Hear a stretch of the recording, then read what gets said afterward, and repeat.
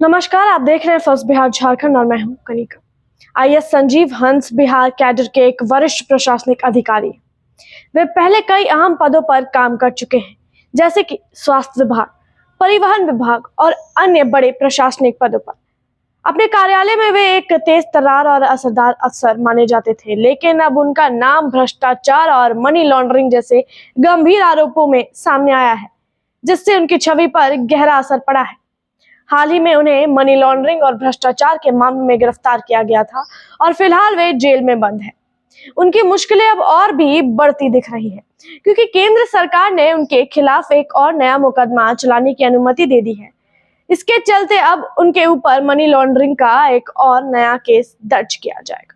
हालांकि यह मुकदमा प्रवर्तन निदेशालय ईडी, आर्थिक अपराध इकाई ईओयू या फिर विशेष निगरानी इकाई एसवीयू में से कौन दर्ज करेगा, यह अब तक तय नहीं हो पाया है। सूत्रों के अनुसार केंद्र सरकार ने इस बारे में राज्य सरकार को एक पत्र भेजा है और अब यह मामला बिहार सरकार के गृह विभाग और महाधिवक्ता की राय पर टिका हुआ है।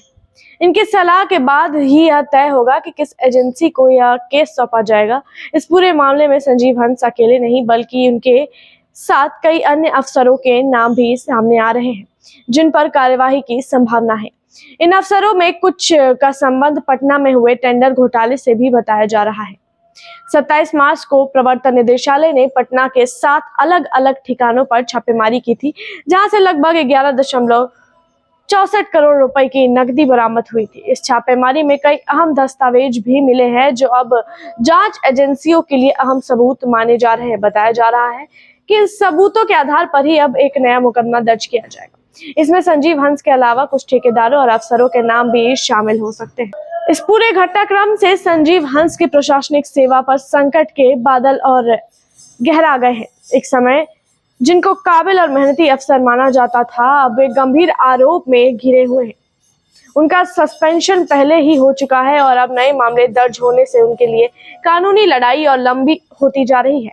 जनता और सरकार दोनों की निगाह इस केस पर टिकी हुई है, क्योंकि यह मामला सिर्फ एक अफसर का नहीं, बल्कि पूरे प्रशासनिक तंत्र और पारदर्शिता और जवाबदेही का सवाल बन गया है। ऐसे ही अन्य अपडेट्स के लिए जुड़े रहिए फर्स्ट बिहार झारखंड के साथ। गोल, जहां 27 वर्षों के सफर में 17,000 से भी अधिक छात्रों ने डॉक्टर एवं इंजीनियर बनकर भरे सफलता की ऊंची उड़ान, जहां साधारण छात्र भी बिहार टॉपर्स बनकर बना रहे इतिहास।